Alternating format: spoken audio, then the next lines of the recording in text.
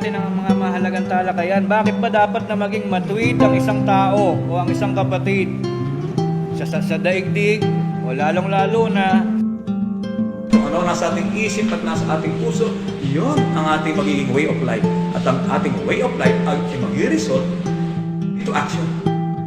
Bunga ng ating magawain.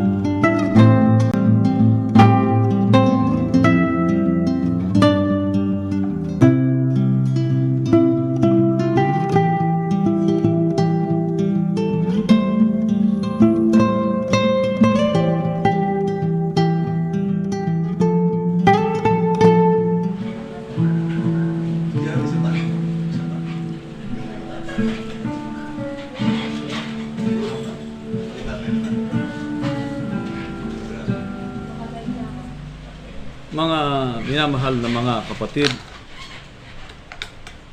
tayo po ay dumating na sa sandali ng ating madalagang panin sa harapan ng ating Panginoong Diyos. Kaya nararapat na po nating ihanda ang ating mga sarili sa ating pagluwalhati sa ating banal na tungkuling ating po isinasakatuparan at sasakatuparan sa pagkakataon pong ito. Tayo po ay sama-samang umawit. Awitin po natin page 36. Mayamang Pulubi.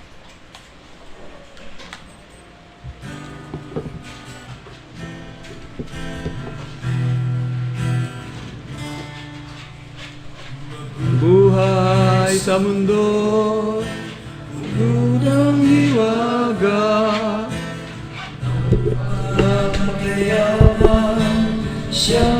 sino ka kung ating iisipin, ito'y tanghalan na hindi matanong ng kawalang diwa. Halaga ng buhay, di sa haba o isip, o kaya'y sa dami ng ginto, pilak at salapi. Kayaman ang natitipon sa malalim ang buhay. Kagalak ang dulot, ito'y parang ulan napapangin. Mayaman ang ulungin, gayon ang kaparan, at titiis na guduin ang kanyang kaluluwa. Tungkulin sa Diyos ay di alinlangan, malabong pananaw ngayon ay bulag na. Halaga ng buhay, di sa haba o isip, o kaya'y sa dami ng ginto, pilak at salapi. Kayaman ang natitiko'y sa wala rin mauuwi. Kagalak ang dulot, ito'y parang ulan napapangin. Sapagkat sinasabi, ako ay mayaman at nagkamit ng kayaman, at hindi nangangailangan ng ano, at hindi mo nalalaman na ikaw ay ako, at maralita at dukha at bulag at tuban.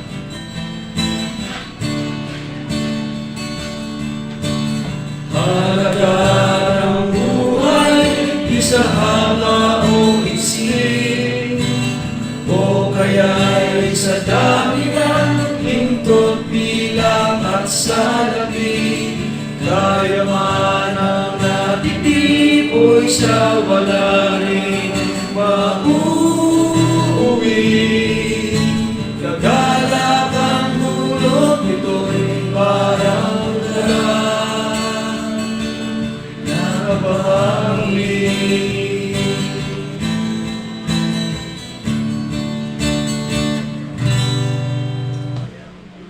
Mga kapatid, sulit po nating awit, page 54.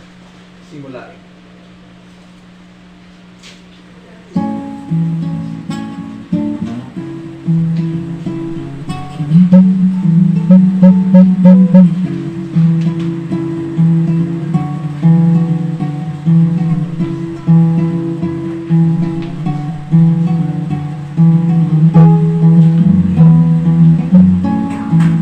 Babantayan kita sa araw at gabi. Di ako papayag na ikaw ay maapin. Kalinisan asa na sa'yo'y papuri ay di maaalis na butong at ibig ay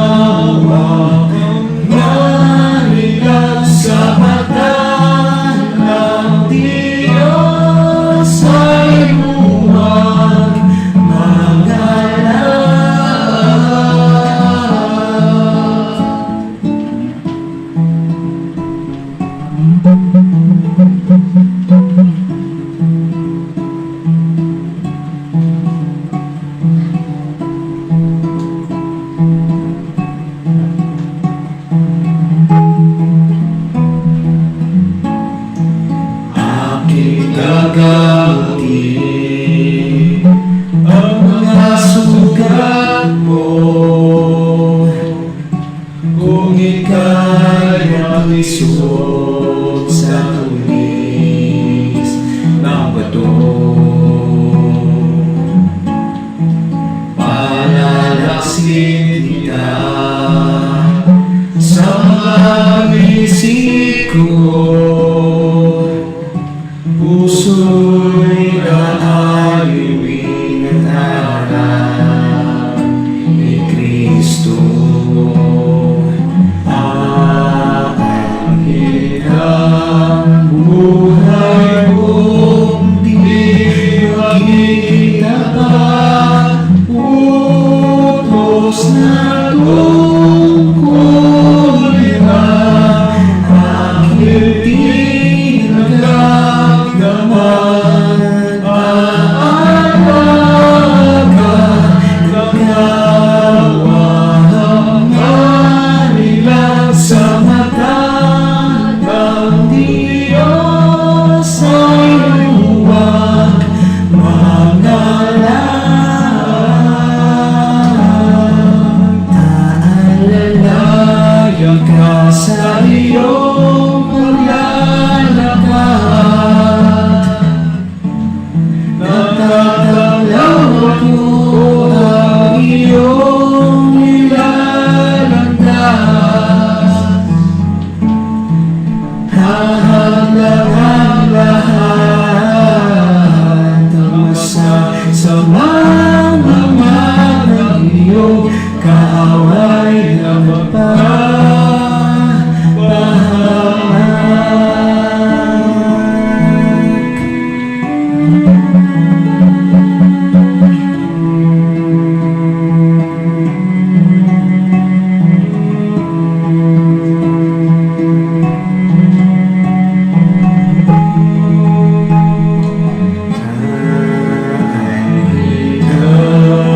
Buhay ko di makikita pa, utos na tungkulin na ating tinanggap na mag-aalaga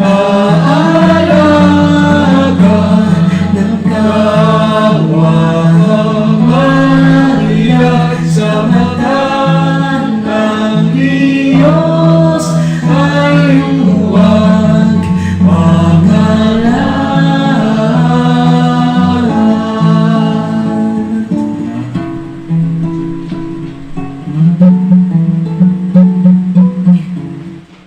Next song po lang, page 23.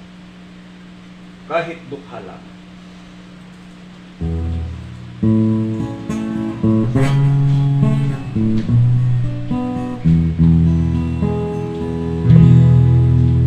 Kahit ako ay isang dukha lamang,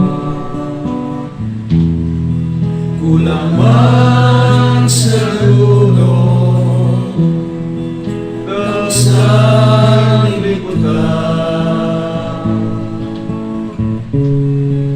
ngunit may puso marunong maharap sa lahat ng utos ng may alam.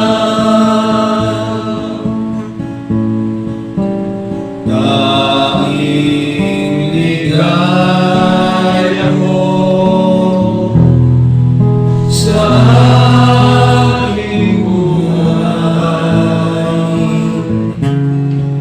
ang pagtitiis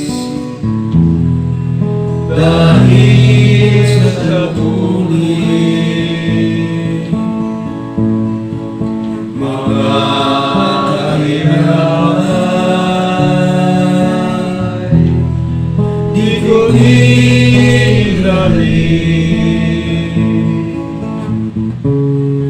makapiling ko lang si Jesus umibig.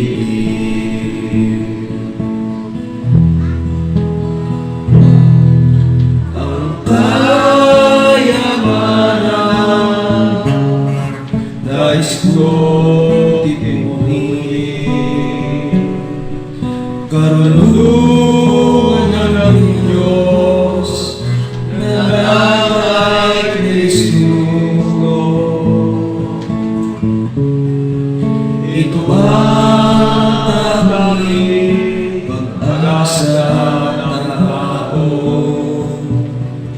maligtas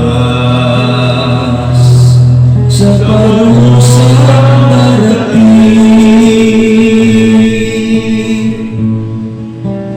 Tanging ligaya ko sa aking buhay ang pagtiis, dahil sa tungkulin mga kahirapan, di ko inahin. Makapiling ko lang si Jesus kumugin. Mga kahirapan, di ko inahin. Makapiling ko lang si Jesus kumugin.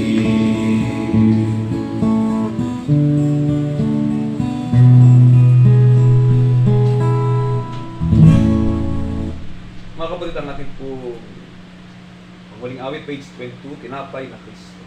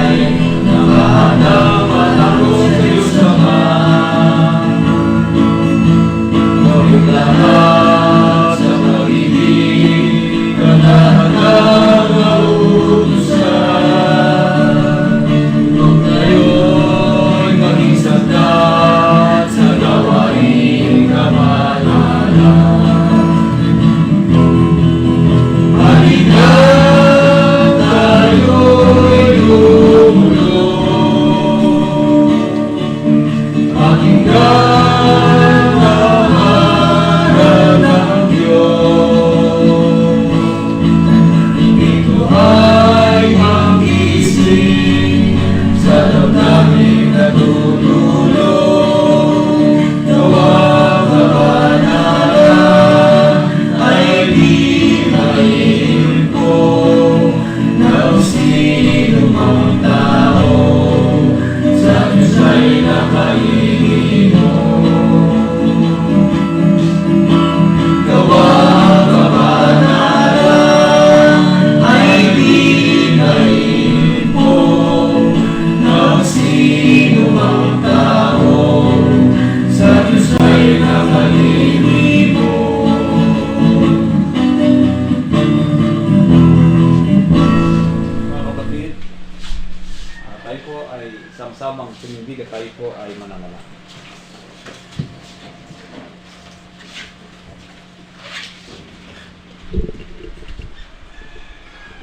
Panginoon namin Diyos, amang banal na makapangyarihan sa lahat. Sa hapong pong ito, dakilang Ama, narito po kaming ilan po mga hamak at mga walang kabulhan po, mga alipin. Sama-sama po nakapanindigan sa iyong banal na harapan. Bagamat hindi po natitiklop ang aming mga tuhod, ay nangayong papa naman ang aming mga puso. Kumikilala at tumatanaw na malaking utang na loob sa iyong dakilang harapan, sinasamba at pinupuri ka ng bawat isa sa amin ang naaayon po lamang sa Espiritu at sa katotohanan. Salamat Panginoon ng maraming sa iyong kabutihan at kahabagang iyong binigay at pinagkaloob sa aming mga buhay. Ang aming lakas, ang aming pagkatao, ang mga bagay na aming tinangkilik sa isang linggong nagdaan sa araw ng aming mga buhay. Ano pat sa lahat ng mga bagay ay nariyan ka upang patuloy mo kaming tangkilikin, tulungan, at gabayan ng iyong kanang kamay ng pagkapala. Ano pat sa lahat ng mga panahon ng aming mga buhay ay tinanggap po namin ng maraming mga pagkapala. Dakilang Ama, sa oras na ito ay narito po kami at taglay po namin ng buong karapatan at pagkakataon na muli kaming makalapit sa iyo. Ito po ay dakilang gawa na nagmumula sa iyong kanang kamay ng iyong mga pagkapala. Dakilang Ama, sa lahat ng mga bagay ay tinanggap po namin ng maraming mga kabutihan at kagandahang loob mula sa iyong dakilang kapangyarihan. Ang higit sa lahat, di po namin malimot, ipagpasalamat at amin po alalahanin at kilalanin na isang malaking utang na loob ang katotohanan, ang liwanag ng iyong mga katwiran na minsan nung pinapagliwanag sa aming mga buhay. Ikaw ay aming nakilala na isang Diyos na lumikha ng langit at ng lupa. Nakilala po namin ang iyong bugtong na anak at sa pamagitan ng kanyang kamatayan ay natubos kami sa aming mga pagkakasala. Mula po sa kapangyarihan ng kadiliman ay inilapit po kami sa kaharian ng anak ng iyong pag-ibig, ang Iglesia ng Diyos na buhay. Na dito mo po kami tinawag at pinili at ibinukod sa gitna ng maraming mga taong nabubuhay sa ibabaw ng sanlibutan ito. Dakilang Ama, dahil lang po sa kapalarang ito na naganap sa bawat isa sa amin ay wala po kaming maaaring ibayad o itumbas sa iyong mayamang mga pagkapala, sa iyong mga pag-ibig, kundi maliban na lamang po ang sa ganitong mga kaparaanan na sa tuwing dumarating ang oras, ang sandali ng aming pakipagtipan sa iyo, magsama-sama naman po ang tibuki ng aming mga puso upang ikaw, dakilang Ama, ay pagsama-samahan naming purihin, dakilain, parangalang ka namin at sambahin po namin ang iyong dakila at banal mo pong pangalan.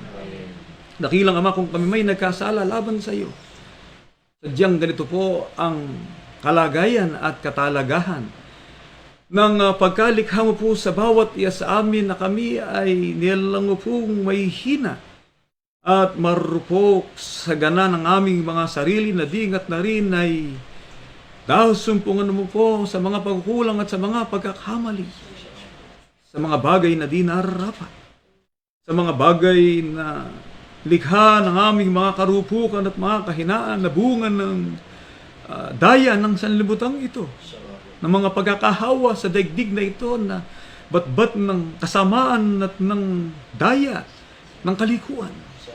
Ngunit ang iyong pag-ibig ay nananatili sa bawat isa sa amin sapagkat ikaw ang may sabi na mapapalad yung mga anak na hindi mo na inaari pa ang kanilang mga kasalanan.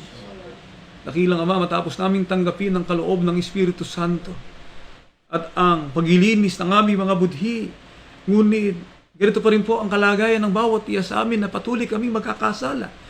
Hindi namin nais na lapastangayin ng kapangyarihan ng iyong kamahalan. Kundi kung kami may nagkulang at nagkamali, ito po ay bunga ng aming mga kahinaan. Kung kaya't nakikiusap kami, dakilang Ama, lumalapit po kami na may pamanhik at pakikiusap na upang sa hapon pong ito ng aming pananambahan sa iyo ay maging mga alino po kami, maging karapat-dapat na suwambit lang. Karapat-dapat na lumuwalhati ng iyong marangal na pangalan. Nawa po ay paminsanan mong igawat sa bawat iya sa amin ng iyong banal na pagkapala.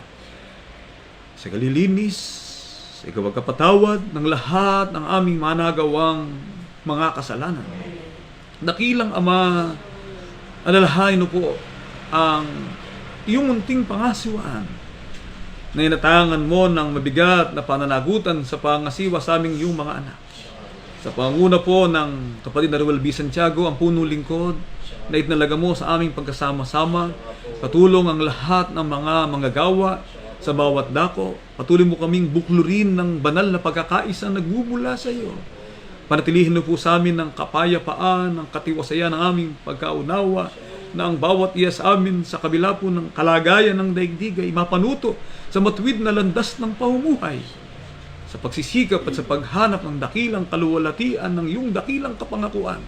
Makita mo po kami sa pangunguna ng iyong mga kinakasangkapan at hanggang sa kalititang bunso ng iyong mga anak ay manatili kami sa banal na pagkakaisang nagmumula sa iyo.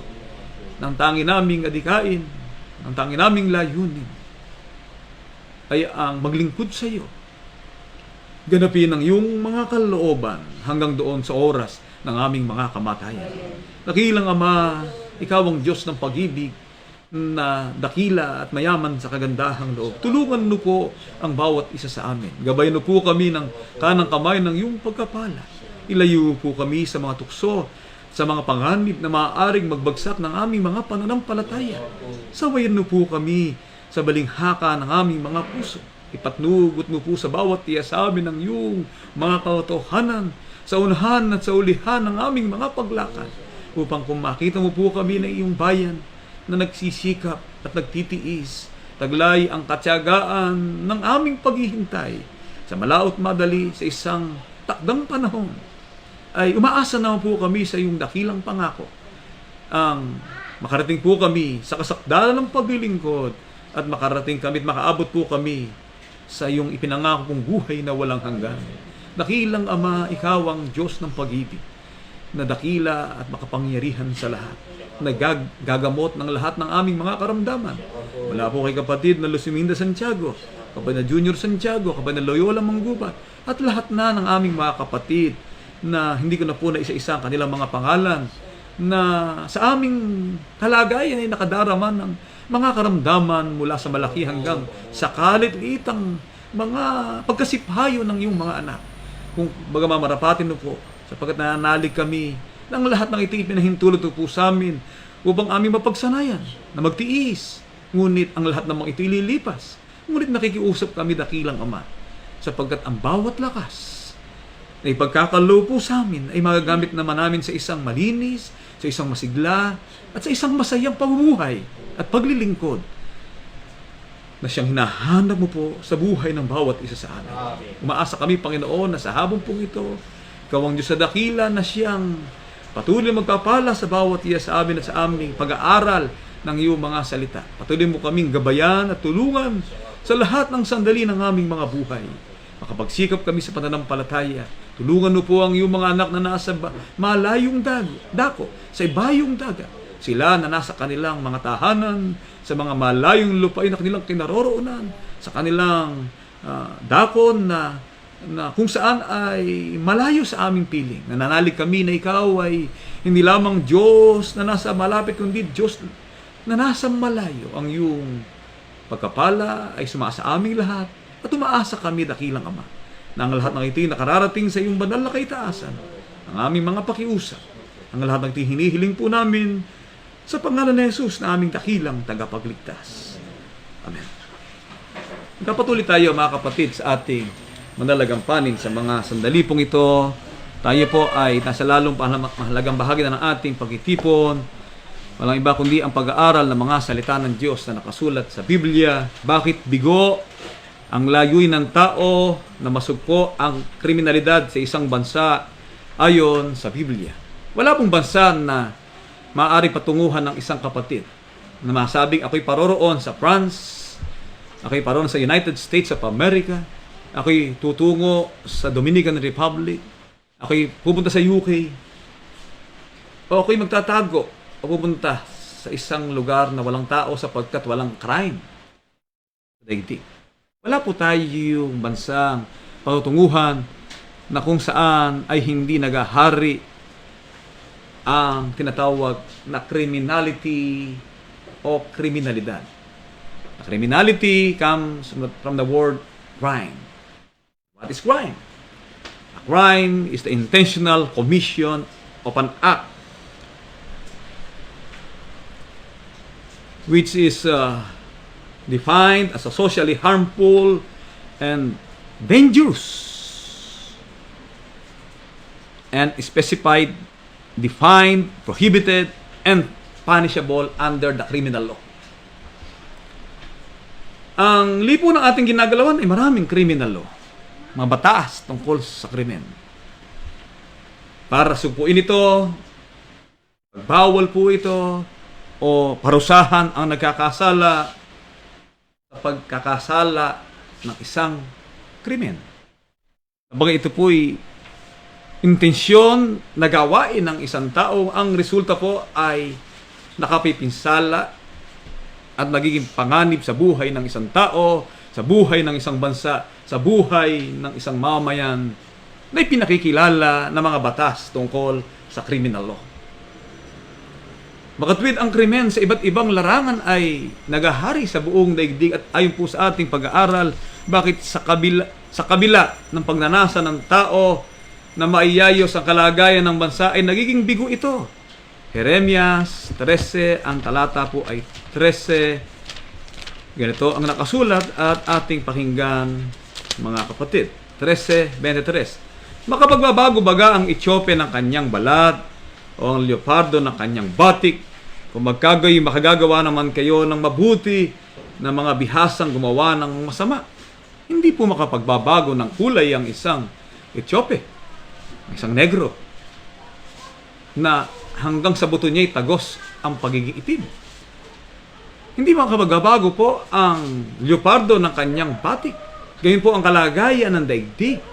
Sa kabila po ng pagnanais na makamit ang tinatawag na kaayusan at kapayapaan at katahimikan ng pagsunod sa mga tuntunin ng batas at pagsunod sa mga batas na umiiral sa isang bansa, sa mga batas sa republika, batas tungkol sa kaayusan, batas tungkol sa kapayapaan, batas tungkol sa pambansang soberanya, batas na may kaugnayan sa maayos na kalikasan, ang batas tungkol sa simpleng pagmamaneho sa daan. Mga batas po yan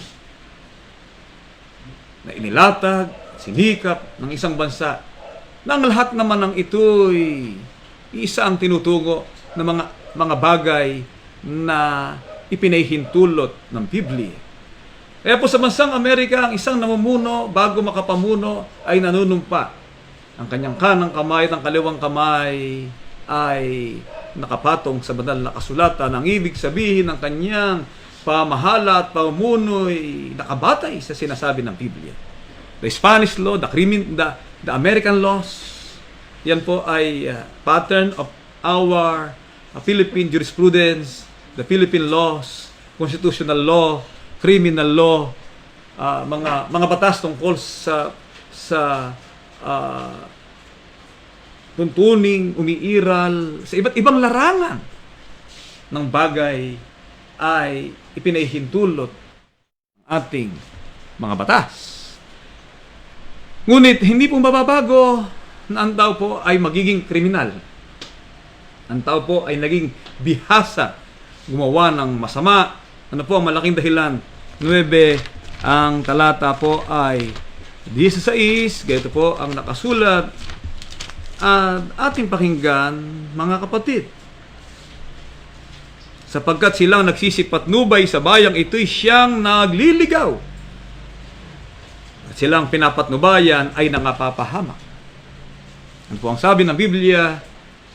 Ang malaking dahilan nagsisimula po sa gobyerno, nagsisimula po sa mga pinuno, nagsisimula po sa nagsisipatnubay, ang pagliligaw Kaya pag ang tao po'y naligaw at sila namang pinapatnubayan, ay napapahamak.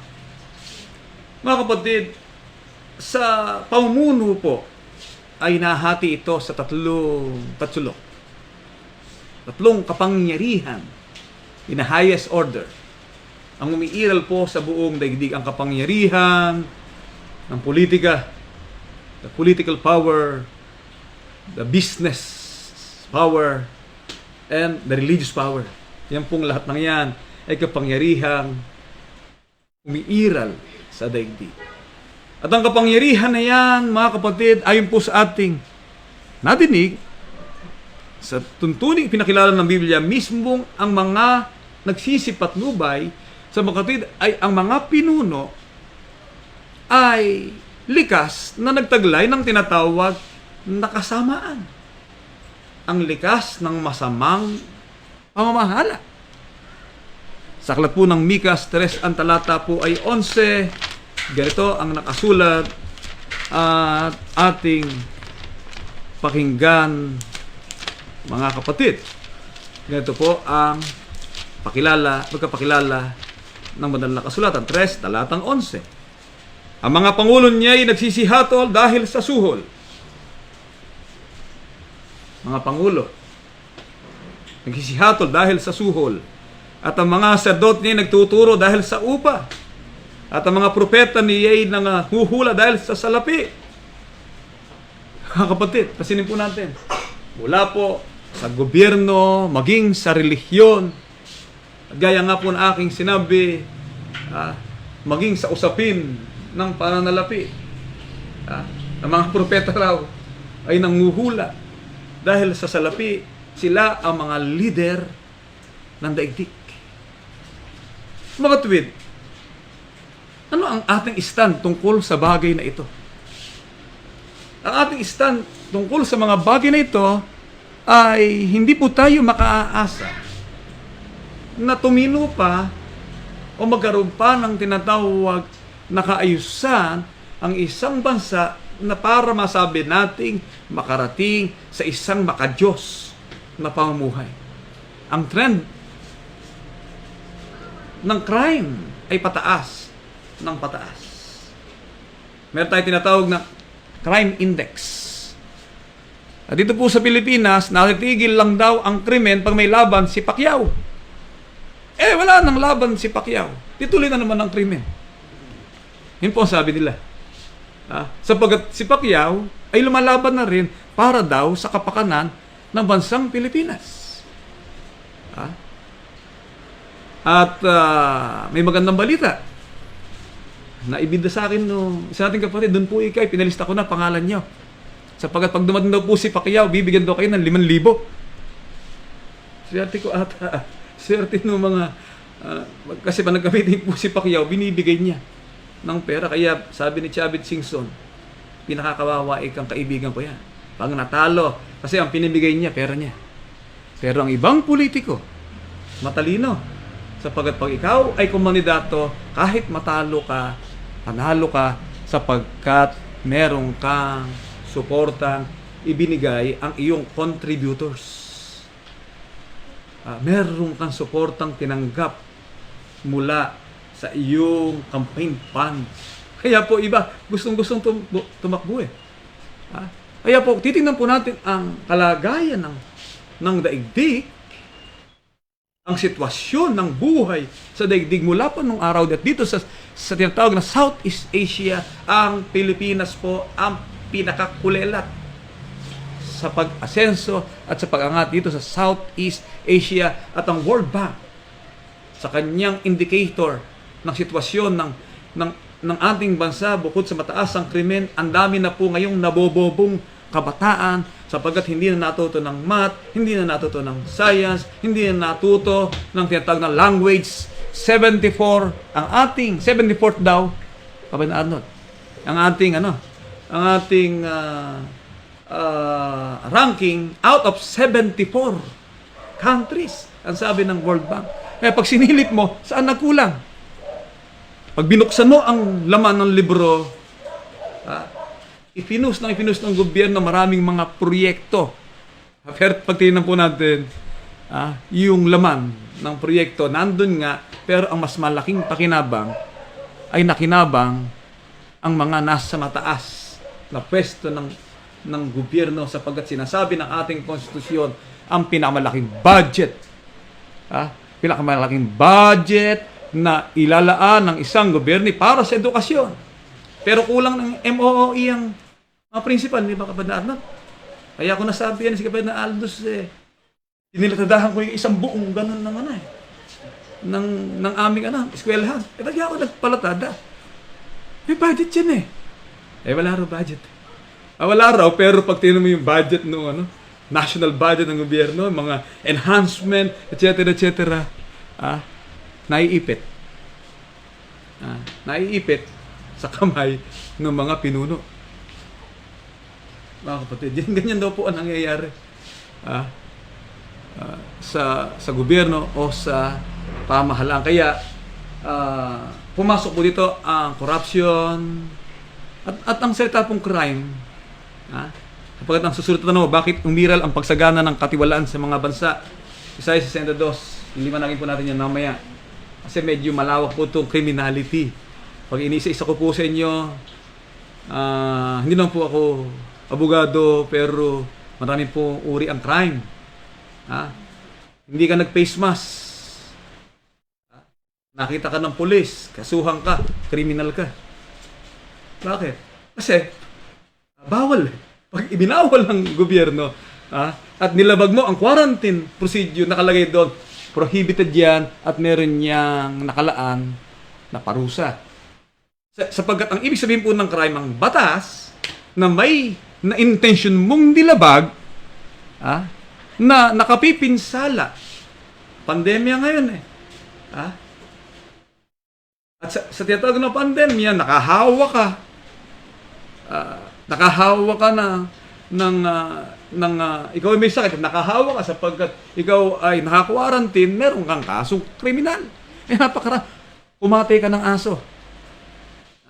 Meron tinatawag na batas republika sa tinatawag po natin violation o tinatawag na Welfare Act tungkol sa Animal Welfare Act. Bawal kumait ng aso, kumain ka ng aso, pumatay ka ng aso, tinuturing kang suspected criminal. Ang ibig sabihin po ng taong kriminal sa pagpapakilala po sa ating bansa, kung ikaw ay nabasahan na ng sakdal. Kung ikaw ay nabasahan na ng sakdal. Hanggat hindi ka nababasahan ng sakdal, hindi ka pwedeng sabihing kriminal.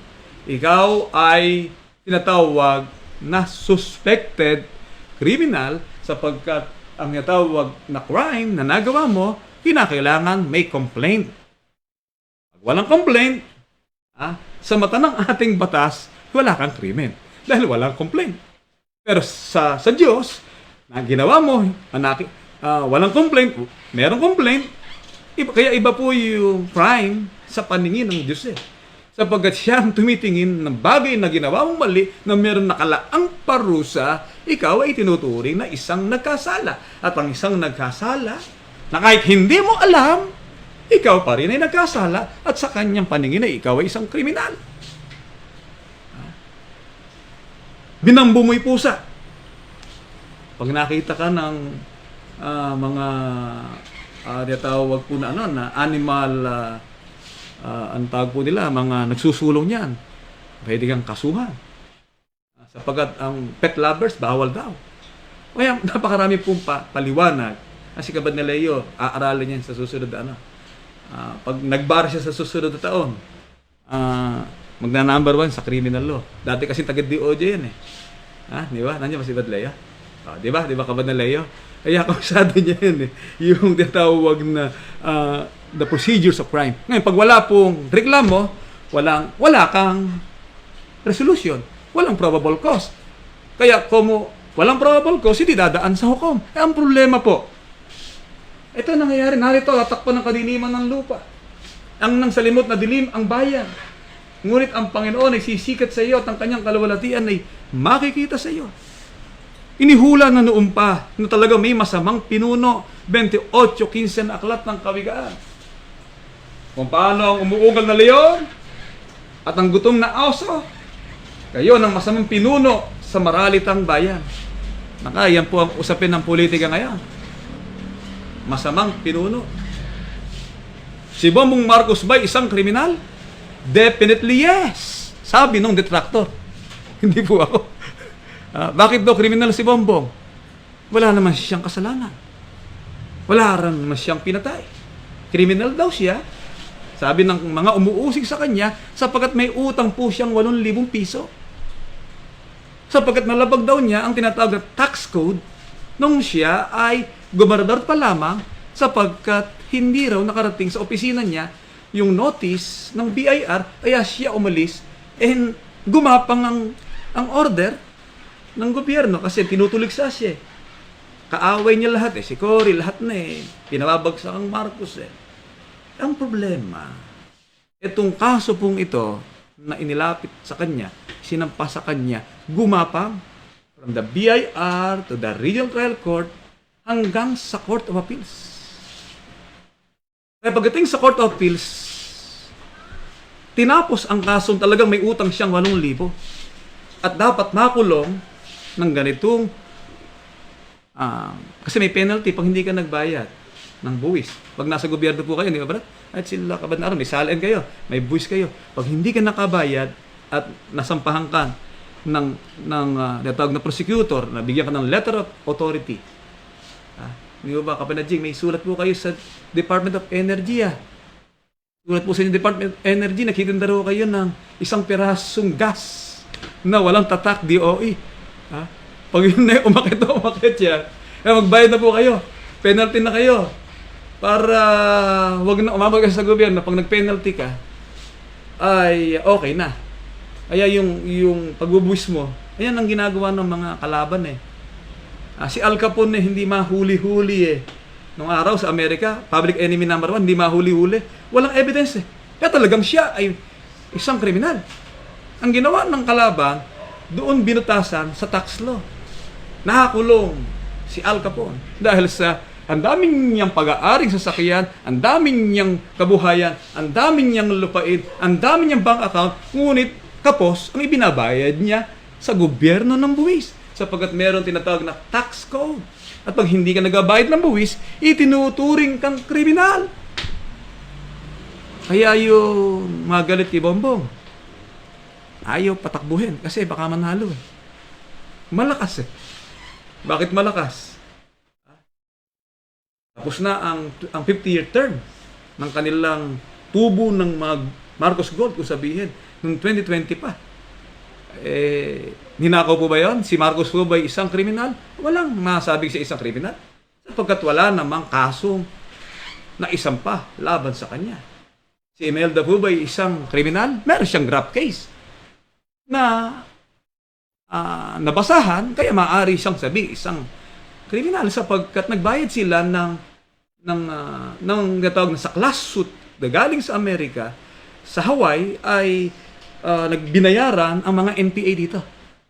Yung lahat ng mga NPA nung araw, lahat po ng mga human rights na hindi naman nakakita ng mga sundalo nakalista na sila daw ay inapi ni Marcos, kaya napilita magbayad sapagkat naibenta ang mga wealth ng mga korporasyon under the Marcos government, kaya ipinagbabayad ng gobyerno ngayon kay Eta Rosales, etc.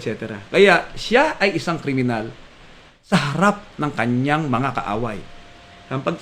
Ang problema diyan, yan ngayon yung pinag-uusapan diyan, yung crime. Sabi naman ni Lenny, hindi kayo kaya nahihintindi yan.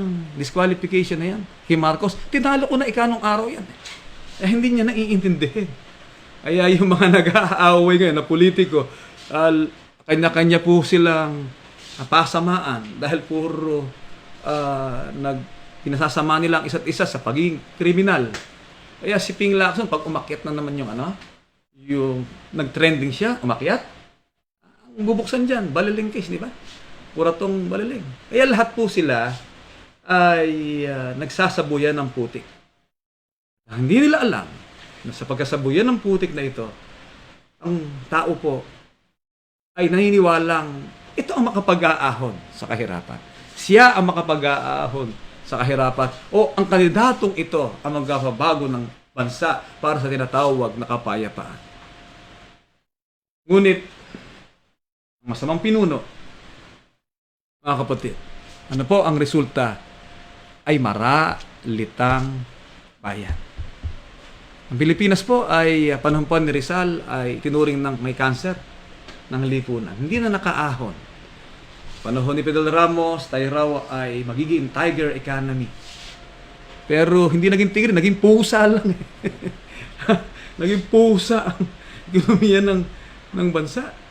Kaya dito sa Southeast Asia, ayan po ang trend. Kaya eleksyon na naman, may kani-kanyang manok ang mga kapatid. Tama lang po yan. Walang masama po dyan. Pero pag tingnan po natin ang pangkalahatan, hindi po tayo makakaasa na talagang ma-survive o masolusyonan ang problema. Pag ang Marcos presidency ng 2022 ay makikita natin kung anong result. Dami ng kaaway na buibira. At ang problema po dyan ay ang mga hawkish na nasa Amerika. Dalawang kapangyarihan po nag-aaway dito sa Asia. Ang Chinese Communists and American hawkish. Dahil sa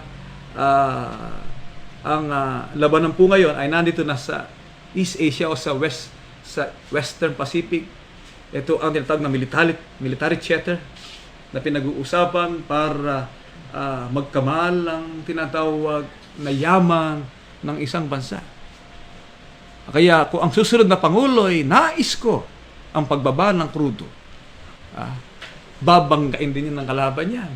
Sabihin ng iba, hindi pwedeng maging Pangulo yung bold star.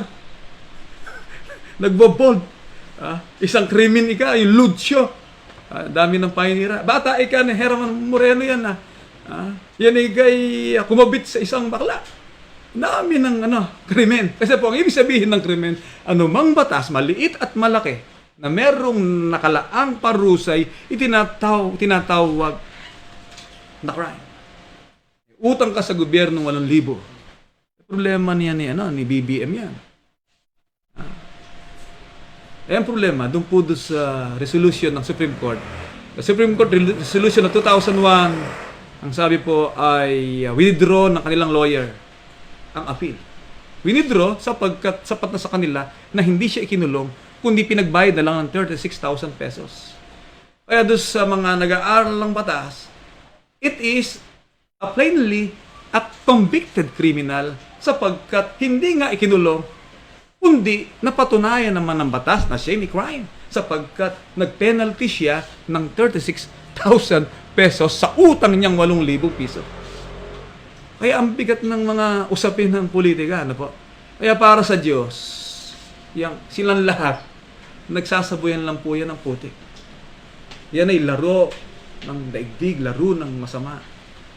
Pero ang sitwasyon, o tinatawag na interest, may kani-kanyang bata yan. Kung sino mananalo dyan, sila naman ang susunod na hari. Matindi ang nakapalaw po dyan Ngayon si Duterte ba isang kriminal? Hindi pa. Malapit na. Dahil kaya sabi ni Bato de la Rosa, kinakabahan niya ako sapagkat International Criminal Court, crime against humanity. Kasama dyan napatay si Chris, di ba? Yung Chris na tagsampalo, kamag-anak natin. Kaya meron daw dito, maraming patay din dito Yung manggagawa natin ng kuryente, yung electrician na kinagapagawa, patay din yan. Tinira mismo sa tindahan Kaya ang malapit na kung sabihin ng kanyang mga kaaway dahil nga merong pattern kung sabihin. Kaya silang lahat po, ang Pilipinas, ang bayan ko, kung sabihin po'y lugmok na sa kahirapan, ang tanging na lang solusyon, sabi ng mga nananalig sa tinatawag na pagbabago'y revolusyon. Joma season. patayin ang lahat ng crooks, oligarchs, etc. etc. Di patay na naman. Puro pagpatay na naman ang mangyayari. Mga kapatid. Kaya kahit anong gobyerno pa ang maghari o sistema ng pamamahala ang mangyayari sa buong daigdig para sugpuin ang kriminalidad. Ang lupa ay nabigay sa kami ng masama. Ang sanglibutan ay nakahilig sa masama. Malapit na po itong bumagsak. Malapit na po itong matapos dahil po sa crime o sa kriminalidad na nangyayari sa buong daigdig. Ngayon, lumamig po ang pag-ibig ng marami. Pasinin po natin, 24:12. At dahil sa pagsagana ng katampalasanan, ang pag-ibig ng marami ay lalamig. Sumagana po ang katampalasanan. Kaya po ang katampalasanan ay isa ng laruin, di ba? Yung digmaan, isa ng laro. Mapano sa ML, di ba? Anong ginagawa doon? Patayan o hindi? Ilan ang napatay mo? Ilan ang nasira mo? Ilan ang kinubkub mo? Ilan ang natalo mo? Hindi na nga nakapanalangin eh. Dahil nga sa nakatulog na sa paglalaro. Kaya nga, nakalulungkot po mga kapatid na ang mga Pilipinong kabataan, isa na raw sa pinakabobo sa buong daigdig. Dahil meron nga tayong module, meron nga tayong yung tawag na internet, etc. etc. Pero sa 80 oras sa paggamit ng social media, 6 na oras ay nagugugol sa paglalaro, sa panonood ng Netflix. At dito po sa trend ng pag-aaral ng mga nagsisiyasat, ang mga kabataang Pilipino at Pilipina ang number 1 sa panonood ng bold. Titingnan niyo yung sexy. Yung nakabrief. Ganyan na po ang nangyari. Sang-ayon sa World Bank. Sa pag-aaral. At dito po sa Pilipinas, mga kapatid, 3 out of 10 na dalaga ay nabubuntis ng walang asawa. It is crime. Yung mabuntis ka ng walang asawa sa criminal law ng Pilipinas, mga kapatid, ipinagbabawal sa Cebu bawal yan pinatutupad nila yung maliit na detalye ng krimen sapagkat against the public moral na ikaw ay mabuntis ng wala kang asawa. It is a criminal act. Sang-ayon sa criminal law. Kaya, ang dami pong batas, Nandiyan si Lito Lapid, sila po yung mga mamabatas na gumagawa ng batas. Lahat po ng ginawa nilang batas, mga batas republika, meron po yung provisions na pag nilabag mo'y ikaw ay makukulong. At meron pong bago ngayon. Nilalatag po nila. Pag hindi ka vaccinated, tuturing kang kriminal. Bakit? Pag sinabi po na ng gobyerno na lahat ay dapat magpabakuna, anong tawag doon? Yung ginagawa nilang vaccination law, nasapil ito yung pagbabakuna. Pag naging batas po yan, nakalagay doon, pag hindi ka nagpabakuna, kukunin ka ng gobyerno, tuturukan ka sa puwet. Pag ayaw magpapaturok, pagpe-penalty ka, di criminal ka. Ang dami po ng batas na ginagawa ng tao. Pero sa Diyos ay niliwanag po niya ang mga criminal acts na nagagawa ng tao. Bagamat ito sa pattern na sinusunod din ng mga bansa. Ngunit lalo lang po ito nilang pinalawak. Magtapon ka ng basura, magsunog ka ng basura, crime against nature. Bawal daw magsiga sapagkat nagkakaroon ng sakit, harmful to lungs ng iyong kapitbahay. Itinuturing kang kriminal pag ikaw ay kinasuhan. Muli ko pong inuulit sa mata ng ating batas. Pag wala kang kaso, hindi ka kriminal. Pag nakasuhan ka, hindi ka nagbayad ng buwis tulad ni Bongbong. 8,000 lang. Nasa abroad ka ako yun ang kanilang dahilan. Problema, hindi rin tinanggap ng biyaya. Nasa abroad ka, may opisina ka. Takarating sa Court of Appeals. Binagsakan ng hatol. Hindi ka na makakulong. Bayaran mo lang 36,000. gusto niyang i-appeal yung naging kaso nun. Problema, hindi na nila itinuloy. Kasi, kaya po mahalaga, hindi ka makasuhan. Kasi pag nakasuhan ka, maliit na kaso na ng teacher, na maalo ka, it is a child abuse. Tangal ka sa pagtuturo. Kaya mo nang hindi sila matuto. Pag namalo, yung amain kong si Cabenacer, mauntik nang makulong yan. Kasi sa batas ng Amerika, pag pinalo mo ang bata, o kaya sinuntok mo ang bata, o kaya kinagalitan mo ang bata, ay itinuturing nila child abuse. Sa batas po natin, kumikita ka ng pera, hindi mo binibigay sa asawa mo, tinatawag na economic abuse. Inabuso mo ang asawa mo dahil sa hindi mo siya binibigyan ng salapi. Pwede kang makasuha at ikaw ay magiging kriminal. Kaya po yung salitang crime, napakalawak niya, mga kapatid. Pero ang Biblia ay sinimplified lang yan. Sinimplify po ng mga apostol kung ano ang tinatawag na krimen. Pinalitin nila ang katotohanan ng Diyos ng kasinungalingan. Sila nagsisamba at naglingkod sa nila lang sa Diyos. Pag ikaw sumasamba sa Diyos-Diyusan, kriminal ka sa Kanya.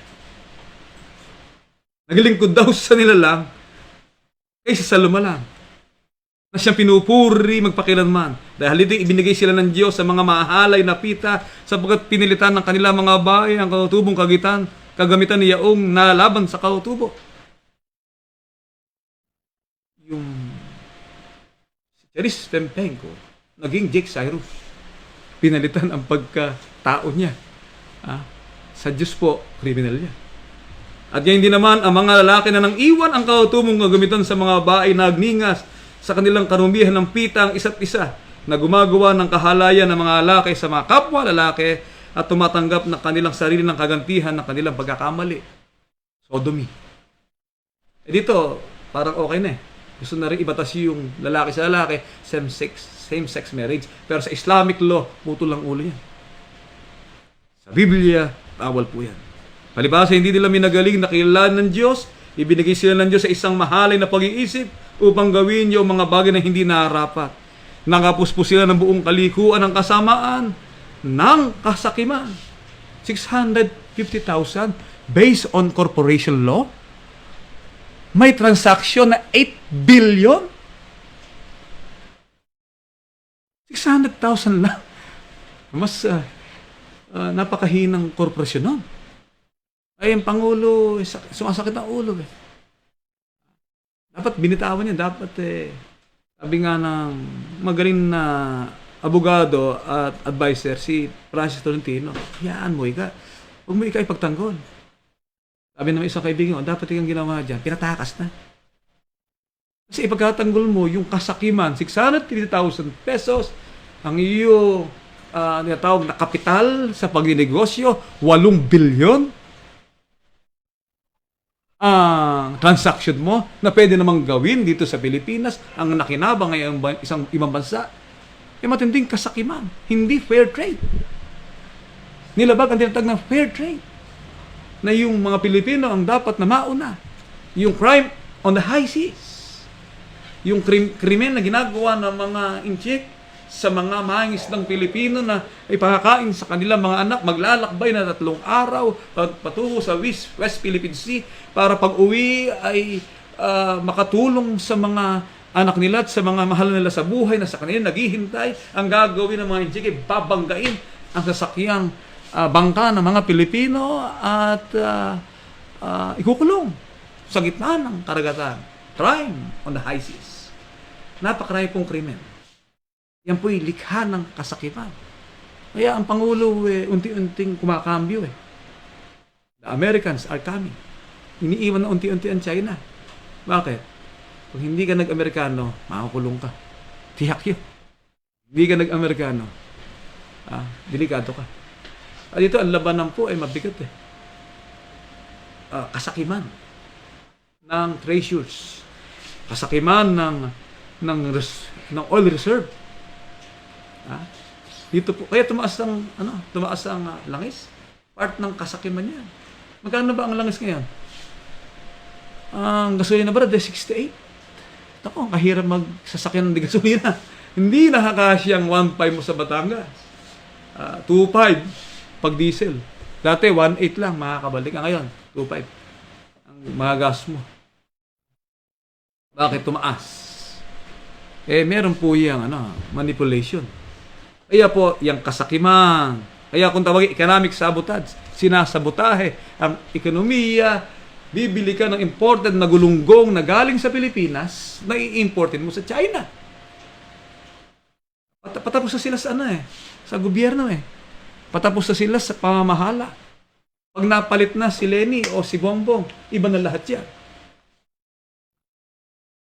At pag nagbago sila naman, bagong hari, bago pamamahala ang gagawin. Pero ang may iwan sa maralitang bayan ay karalitaan. Mga kapatid. Lahat pong yan, pag pinagsama-sama, yan po ay bunga ng kasamaan ng mga pinuno. Ang kasakiman, ng kahalayan, puspos ng kapanaghilian, ng pagpatay sa kapwa-tao, ng pagtatalo, ng pagdaraya, ng mga kasamaan, mga mapag-upasala, mga mapanirang puri, ay gumagamit ng social media. Huwag niyong sisiraan ng iba. Mabangit kayo. Ikaw napaka-gaga mo. Cyber law yun. Libelous yun. Ikaw ay kabit. Ni kapitan. Libelous yun. Mapanirang puri. Ano pa? Mga mapanirang puri, mga napapot sa Diyos. Kaya meron pang bagong batas sa perjury. Naalala ko yung kaso ni perjury Sabi nung abogado nung kabila, wait. Kasi nagsampa kami ng 10 perjury case. Kalaban. Sabi nung abogado lahat pong yan ay na-absorb na lahat. Kami pong lahat, yan po lahat kami nanalo sa kaso. Smoothly, dinismiss. Sa lahat ng korte, sa NCR, at sa lahat ng korte, sa Calabarzon. Alam ko naman matalo Bakit? Trick po yun. Sa case, para makita mo yung ginagamit ng kalaban. Yung isasambang mong kaso. Sa 1 taon. Yun ang mabigat. Tanggal abogado yan. Falsification of corporate document. Tanggal abogado yan. Hindi lang ako, ayaw lang ni Bad Alos pumirme ng Go Signal Pag napapirma ako sa Go Signal, pinayagan ng boss ko sa taas falsification of public document. Bakit? 30 tao maging IDBCJ. Kaya nga nakita ng Court of Appeals, may daya to. Hindi pwede ang bata pumipirma sa corporate document.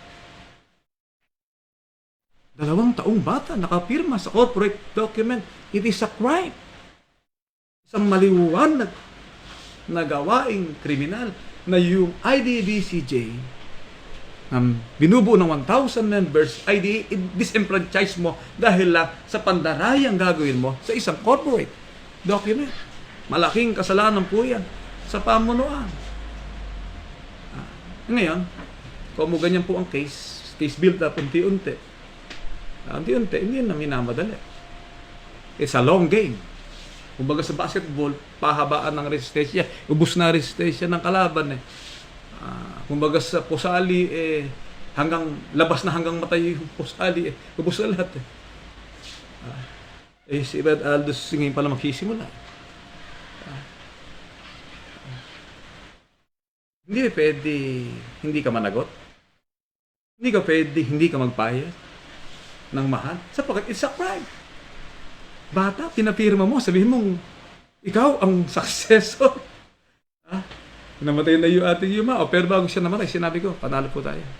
Bumaba sa Court of Appeals ang ruling na may daya. At ang dayang yon ibinabalik sa Regional Trial Court ng Malolos para papagtibayin ang dayang ginawa sa mga kaanib sa IDBCJ. Ang result naman hanggang ngayon, yan lang, meron lang effect. Ang crime na nagawa nila Hindi pa po namin nare-renew ang pagkakasal ng kapatid na Ruel. Yung tawag na legalities ng documentations for a new successor ay hindi pa rin naililipat sapagkat nakahang pa yung dokumentong kanilang dinaya. Pero hindi ang ibig sabihin po ay tayo po ay nawala na ng authority. Meron lang tinatawag na pending. Yun ang result. Kaya hindi po kami makapagkakasal. Nakasama ang authority ng government authority sapagkat ang kasalukuyang presiding ay inaayos pa ang dokumento ng mga mandarambong na nandaya sa IDBC documents. It is crime against the corporation law. Falsification of corporate document. Kaya kayo po, wag manunumpa, pipirma nang hindi nyo binabasa. May bagong batas ngayon na 12 taon na ang ipapataw na nakaparusahan sa tinatawag na perjury o panunumpa na hindi totoo. 12 years. Kaya si Bibe may problema eh. Problema niya eh. And tanong, bakit ikaw nung tumakbo siya, Senadore, hindi naman naging kaso? Wala naman nagkaso eh. Sa Pilipinas po kasi hanggang walang kaso, absuelto ka. Pero pag kinasuhan ka at dinikti ka, pwede kang ma-disqualify. Depende po saan yan. Basahin po natin. Depende po yan sa hukom. 9:24. Kaya may problema pa rin eh. Ang lupa ay nabigay sa kamay ng masama. Kanyang tinatakpan ang mga mukha ng mga hukom nito. Kung hindi siya sino ka. Ang problema, pati pala yung hukom, masama. Kaya naalala ko nung araw si Paring Levy. Kumpare mo kapag narabin yun si Paring Levy. Dahil nga siya natalo sa kaso. Sabi niya sa akin, alam mo iho, ang batas natin sa Pilipinas ay batas hindi ng katarungan. Ang batas natin sa Pilipinas ay batas ng kagalingan. Pag magaling ka, panalo ka. Ay magaling ang hukom mo eh. Pamangkin ka ni Judge. Sabi ko sa isang kaibigan ko, tigilan mo na yung pagkasampa ng kaso na yan. Kukunin mo si J.D. Bautista. Politiko yan. Ang politiko, humihingi ng tulong sa INC sa araw ng halala. Malalaglag ka lang dyan. Tapos yung hukom, malakas pa rin sila. Kaya may network ng mga organisasyon yan. May mga sympathizer yan. Mabigat ang laban, mabangga ka sa pader dyan. Ikaw pa mababeltahan dyan. Kasi sa kanila ang hukom. Tinatakpan daw ang mukha ng hukom. Kaya si Corona ang kawawa eh. Si Corona. Kaya si Pinoy maganda naman ginawa niya. Hindi naman maituturing na siya isang kriminal. Pero montik na. Dahil yung administrative case ng Mama Sapano, alam nilang nagkakamatayan na mga sundalo doon. Ayaw pa nilang humingi ng tulong sa artillery regiment ng sundalo na bombahin na ang Mama Sapano sapagkat may malaking halaga na nakapaloob. Una, ang daliri ni Marwan ang mahalaga. From the American Intelligence Fund. Malaki halaga nun. Daang milyon ng halaga nun. Kaya hindi nila sinabi sa mga sundalo eh. Ikalawa, ang tinatawag na pondo sa tinatawag na Bangsamoro juridical entity o Bangsamoro law ay masisira ang ugnayan ng Pilipinas at pakipagkasundo sa MILF na may malaking halagang ipinondo ng USA. Pilipinas. Kaya natatakpan lahat yan. Yung tamang desisyon, yung tamang paraan ng pamahala ay natatakpan sapagkat ang mga hukom, tao din po yun eh. Tao rin. Kaya ang ginawa ng hukom sa BBM case, imbis na dapat makulong ng 6 na buwan dahil may utang na 8,000, kahina naman ng lawyer. Hindi ba alam na pagdating ng araw yun ang ibubugbog sa'yo. May utang kang 8,000. Kaya po sa pag-utang, ang ginagawa ngayon para nakaipit ang nangungutang, cheque. Utang Kaya si Raquel, susunod, ganyan ang gawin mo. Pag napautang ka sa pagbuksan mo ng open account, checking account. Kasi minsan totoo na nga ang kausap mo, niluluko ka pa minsan. Di ba kapag Rosti, dami natin hinahabol, minsan, yung isa, nakasuhan, pero nagkasundo na ba kayo doon? Di, mainam, nagkasundo kayo. Kasi pinaghirapan mo yan Kaya maraming nakakasuhang estapa, kung buto kang cheque. Di bayad din siya. Dahil nga, nakasecured ang iyo pinaghirapan. Hindi yan pinulot. Yan ay pinaghirapan mo. Kaya sa pagbuo ng dokumento, sabi nga sa tiyahin ko, isang doon gusto hulugan nyo. Hindi po. Hulugan na yung lupa. Ang ganda po gawin natin. Bilhin niya, issuehan niya ng post-dated. Dahil ang gagawin doon pag nakatayo na sabihin wala po ako maibayad Pero nakatayo na building. Kaya yan po ang ugat ng lahat ng kaguluhan, yung kasakiman, kahalayan, yan ang umiiral, lagulo ng bansa. Kaya tayo naman, anong payo sa atin ng Biblia kaugnay ng kalagayang ito? 2:13, nakalat ng unang Pedro. May payo po sa atin Hindi naman tayo makaiiwas sa daigdig. Kaya pasakop sa bawat palatuntunan ng tao, alang-alang sa Panginoon, maging sa hari na kataas-taasan. Ibigay natin ang kay Cesar at ang paggalang sa Diyos, Lucas 20:25. At sinabi niya kanila, kung kayo ibigay niyo kay Cesar, ang kay Cesar, at ang sa Diyos, ang sa Diyos. Ano ang gagawin natin? Pasakop din tayo. Kasi kahit na namamahala, ay hindi naman iglesia, hindi naman lingkod ng Diyos, ang layunin po dito ay makapamuhay tayong payapa. Makapamuhay tayong payapa sapagkat wala naman tayong pupuntahan para sabihin ako'y pupunta sa Mars sapagkat doon ay walang gulo. Ibigay pa rin natin ang kay Cesar. Magbayad tayo ng tamang buwis. Tama. Pag nagbayad ka ng tamang buwis, pag tinuos, dapat ikaw pa bayaran ng gobyerno. Sa dami ng inputs na ginawa mo, sa dami ng hirap ng pagninegosyo sa Pilipinas, dapat isubsidize ka pa nga. Ang problema sa mga tax law natin, napakahigpit. Pag nakitaan ka ng sasakyan, nakitaan ka ng bahay, nakitaan ka ng hindi naman inisip yan kung saan galing o pinaghirapan mo o ipinangutang mo Pag tiningnan niya ng mga assessor ika ibabayad mo. Pag napadalang ka ng letter of authority sa prosecutor from BIR, hindi mo nasagot, dinala sa prosecutor, yari ka na. Kapatid. Kaya tayo po, ganun pa rin, ang Cesar, it is gobyernong pandaigdig o politika. Hindi tayo makaiiwas sa politika. Sapagkat, ang ibig sabihin ng politika, polis, ang kaayusan ng tao. Hindi ba sabihin, ayaw kay Mayor. Ayaw mo kay Mayor. Punta ka kay Mayor, magkapirma ka para mailibing yung asawa mo. O anak mo, o kamag-anak mo. Kaya kailangan mong bumili ng burial permit. Punta ka sa munisipyo. Ano mang bagay na gagawin natin? Lahat niyan. Sakop tayo ng pamahalaan. Masinin po natin. Bumili ka sa fast food chain. Nakalagay doon. Cesar, 12% ad valorem tax. Kinuhanan ka na agad ng pera ni Cesar para makabili ka ng fast food chain na nuggets. Nagbayad ka na, bayad ka na, kinuhan agad, ad valorem tax, buwis na ibinayad sa iyo. Kaya hindi tayo makaiiwas. Pero ang sa Diyos ay ang sa Diyos.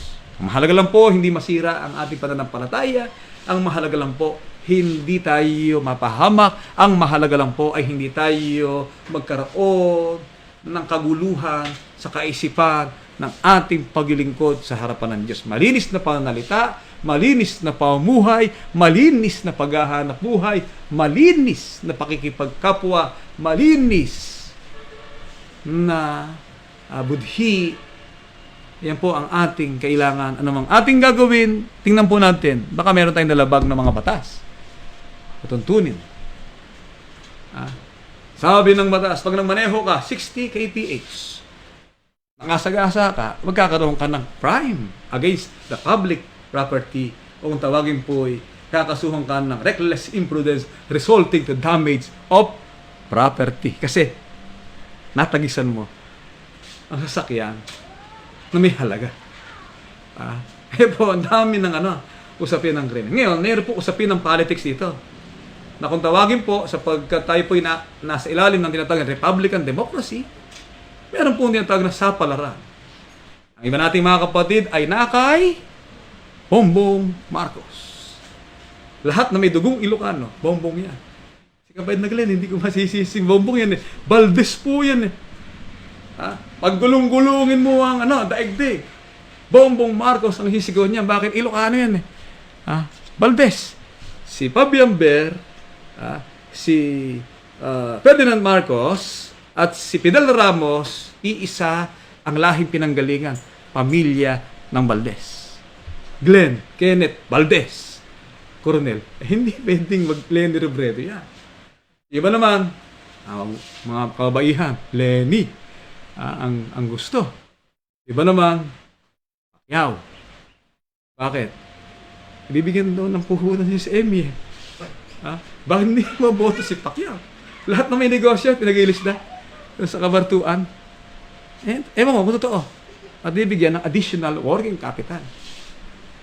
5,000. Bawat tao. Na part ng kanyang foundation. Ay, ang dami pong Ngayon, ano ang ating kaisipan tungkol sa election? Kasi ginawa po ng paksang ito, ginawa ni Kapatid Ruel. Ibang mga pastor, pagtingin ko, makabongbong. Yung mga miyembro natin ay Robredo, it is your right. Ituloy lang po natin yan. It's your political rights. At ang iglesia po ng sa buhay ni Cristo Jesus, iba sa INC procedure. Kasi pag talagang isinabatas mo ang black voting, isang criminal act yan eh. Ayaw lang gawin na iba eh. Dapat pagtibayan ng Kongreso yan. It is a criminal act ang black voting. Bakit di ka sinabi kapag na ranting, criminal act ang black voting? Bakit criminal act ang black voting? Isang kaisipang laban sa batas ang black voting. Basahin po natin nakasuot sa unang pero 2:13. Ibalik mo Kapatid na Aldos. Bakit? Kay pasakop sa bawat palatuntunan ng tao alang-alang sa Panginoon. Pasakop ka sa palatuntunan ng tao alang-alang sa Panginoon. Pagpunta ka sa presinto 13, bibigyan ka ng folder. Di ba? Brother Arnold, di ba? Kayo nasa, kayo yung tawag na, ang tawag sa'yo? Yung election supervisor na. Di ba yung folder nakalagay? Sa ibabaw. Hindi na napansin. Secret. Di ba? May folder. May nakalagay ito mismo. Sapagkat doon sa tinatawag na election laws, ang pagboto ay personal right ng tao. Kaya ang iglesia ng Diyos na buhay, nagkakaisa. Iba po kasi ang unity sa uniformity. Ano po ang tinatawag na unity? Sabihin ni Manalo, lahat ng ataol ninyo, isa kulay. Unity. Uniformity po yan. Hindi ang ibig sabihin ay unity. Lahat ng pansyon ng libingan nyo, iisa itsura. Kulay puti lahat. Sabi nga ng Biblia, tayo ikagayan ng libingan pinaputi ang labas. Pantay-pantay, malinis, puti, iisa. Pero hindi ang ibig sabihin ay nagkakaisa. Sapagkat ang tao may freedom of expression, freedom to choose. Sa pag-aasawa nga, hindi ka naman sinabing, pag nag-asawa ka, kinakailangan, puro matangos ang ilong ang mga pangasawa mo, hindi ba? Hindi ka nang pinigilan ng magulang mo sapagkat kalayaan mo yon. Gayon din po sa tinatawag na pagboto. Ang pagboto ay pasakop sa bawat palatuntunan ng tao na yan ay isang sikreto. Kaya kung maaari, hanggat maaari, secret na lang natin. Secret na lang natin pagdating doon. Lagay mo, Lenny Robredo, kaya Isko Moreno, karapatan mo yan. Karapatan mo yun. It is your right. Ngayon, kung boss mo yun, hindi pwede hindi iboto yun. Kaya po, tayo nagkakaisa. Nagkakaisa saan? Nagkakaisa sa pagboto sa gusto ng bawat kaanib. It is a unity to the law. Sapagat ang palatuntunan ng tao ay pinahintulot na ang tao ay mamili ayon sa kanyang maibigan sa isang sikretong pagpili. Sa palaran lang naman yan eh. Wala naman mapala sa huli dyan eh. 1:14 na aklat ng kawikaan. Sinabi niya sa kanya, makipagsapalaran sa gitna, ikaw ay makipagsapalaran sa gitna namin. Kaya meron talagang sapalaran, hindi tiyak. Kasi yun ang manalo, yun ang magiging pangulo mo. Yun ang magiging pangulo mo. Sapagkat kung ang mangyayari po sa IDBCJ ay hindi gagalang ang damdamin ng iba tungkol kay BBM, hindi dapat magkaganon. Iwasan po yung mga chat-chat, si BBM, kapalit sa kapatid, bawal po sa atin yan. Kaya kung maaari nga, social media, mahirap din kontrol ng social media, nasasali minsan ang kapatid eh. Kaya pumili po tayo sang-ayon sa inyong maibigan. Kaya yung ibang tumutulog sa BBM, delikado si BBM. Kinakailangan wag ka lagi sa Chinese Embassy. Punta ka naman sa US Embassy. Kasi pag nagselos sa mga Amerikano at meron silang 5 vote to Asia, tapos na election. Nasa source code lang po yan. Sino lumabas sa source code na yon? Pag nadali na intelligence yan, yung mga talagang think tank, paglabas.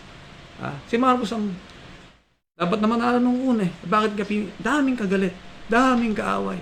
Pinipilit na talagang hindi makatungtong. Sa bandang huli, baka sipa kayo palabas dyan. O baka wala na ring eleksyon. Bakit? Open na ang economy. Nagbukas na ang mga mall. Di pagdating ng Marso, Abril, Mayo, na mangyari, pandemic.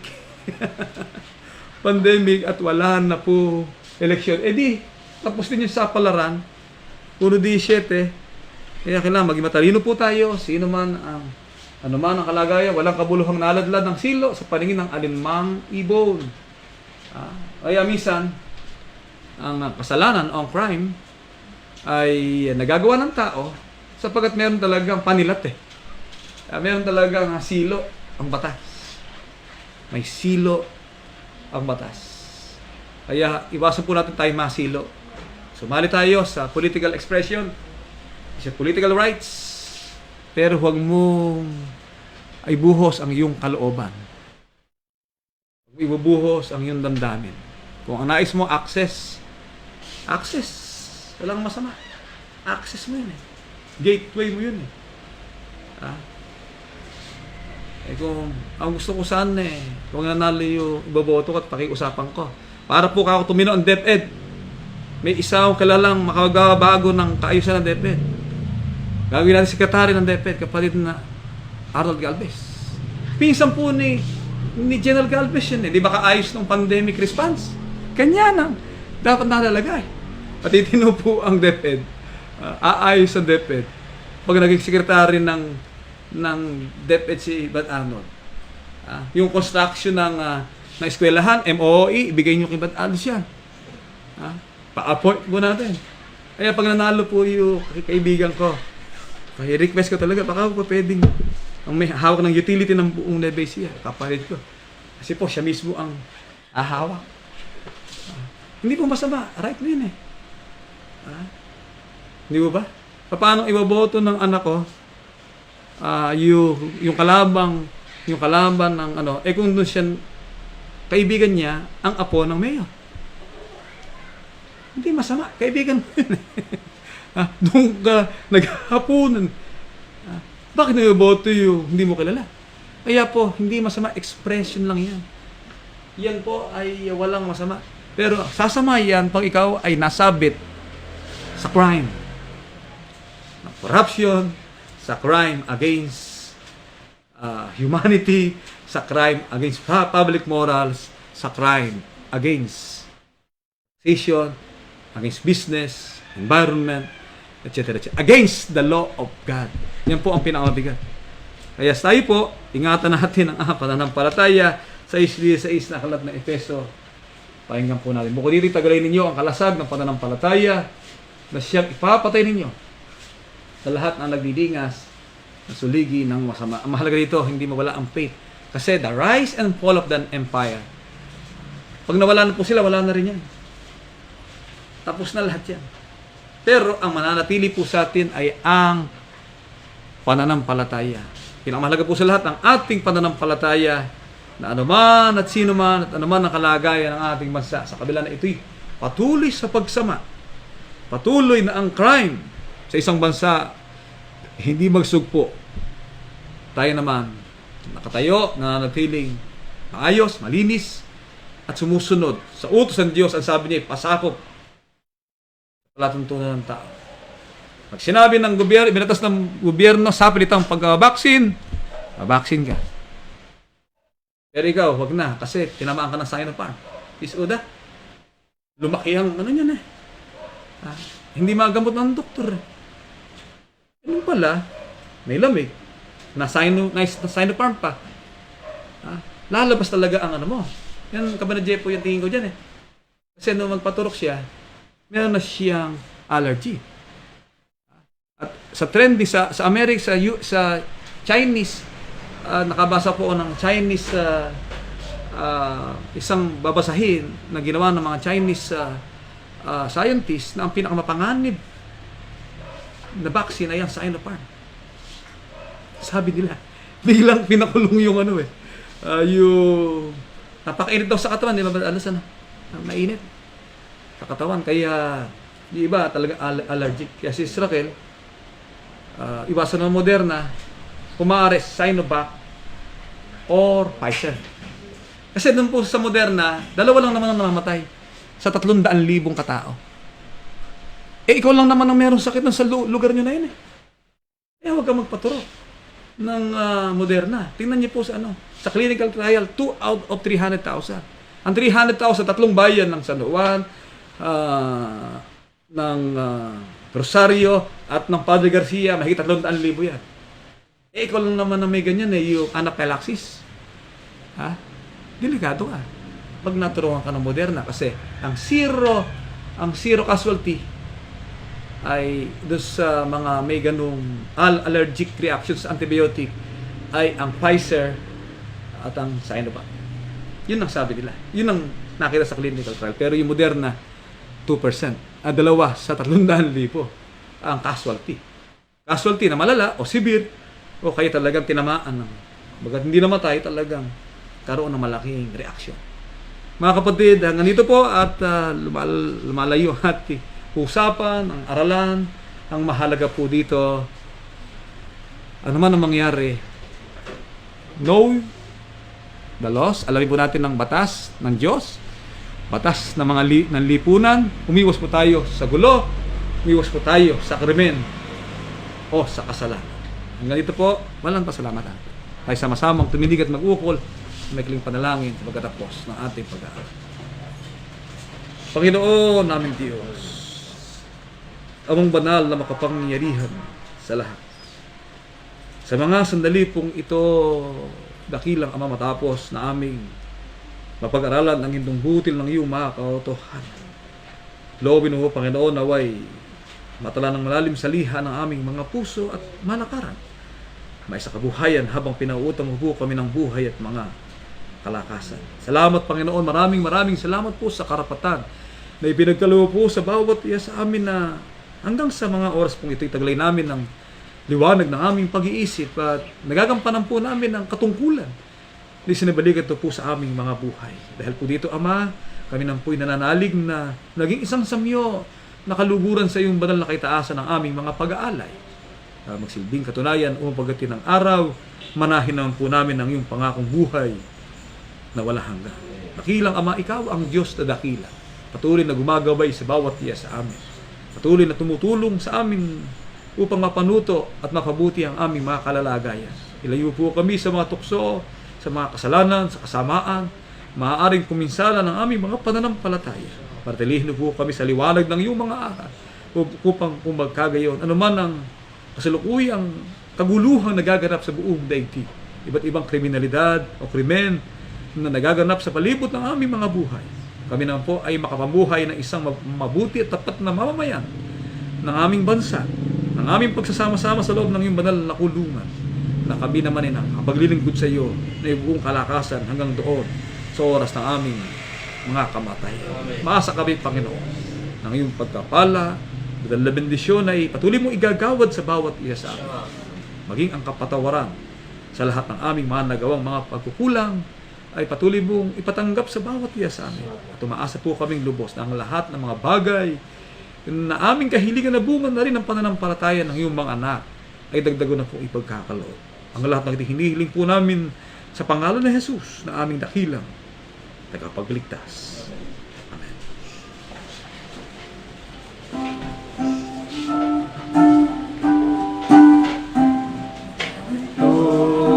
Kami na iyong alipin at nag-iisa sa iyo piling.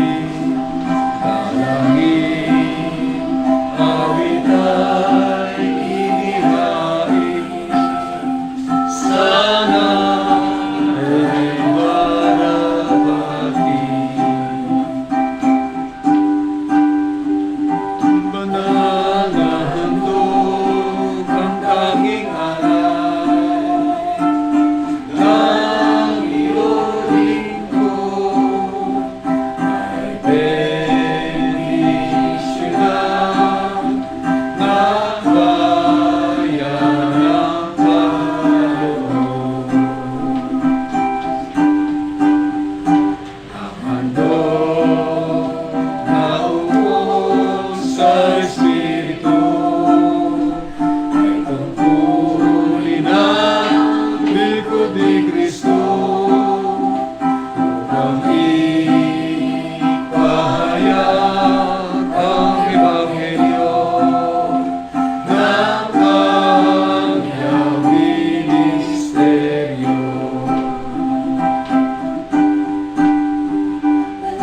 Nangahandog ang tanging alay ng iyong lingkod ay bendisyonan ng bayan ng kaloob. Nakakabay tayo sama-sama ang pinanti. Panginoon naming Diyos, napakapangyarihan ka po sa lahat. At narito po taglay po sa aking mga kamay ang naging bunga ng pag-ibig at pananampalataya ng bawat isa sa amin. Laging po sa ating magamit lamang po ng dukhang pangasiwan, lalong kahayag, lalaganap ng iyong mga banal na mga katwiran. Upang dito po sa silong ng langit ay di mapupulari ang mga nating pupulit dadakila sa iyong kabanal-banalang pangalan. Panginoon naming Diyos, napakapangyarihan po sa lahat. Po ang aming pagtitiwala ng salapi nito ay naging isang masarap na saming nakalulugod sa iyong pangako. Magsilbing pantakip na rin po sa aming mga nagawang pagkukulang at mga pagkakamali pang manahin naman po namin pinapangakong buhay na walang hanggan. Panginoon naming Diyos na makapangyarihan ka po sa lahat. Hindi po namin makalimutan ang dalangin sa iyo kami yung mga anak na kinakasangkapan sa dakilang gawain ito. Naway pagkakalooban niyo po sana kami Panginoon ang mga pagkakakitang kasamang po ng banal na kalooban upang ang mga bahagi po nito ay magamit sa pagtupad sa mga tungkulin na yata mo sa aming mga buhay. At ito ay aming hihiling at nagsasalamatan at tanging pangalan karapatan ng aming mahal na ako na si Kristo Jesus. Amen. Doxologia, mga kapatid.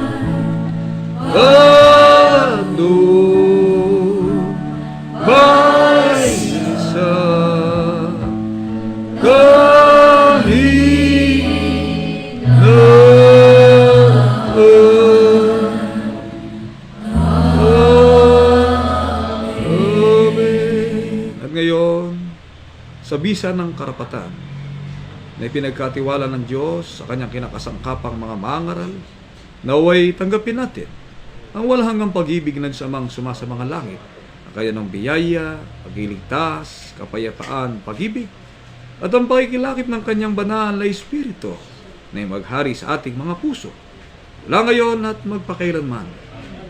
Amen.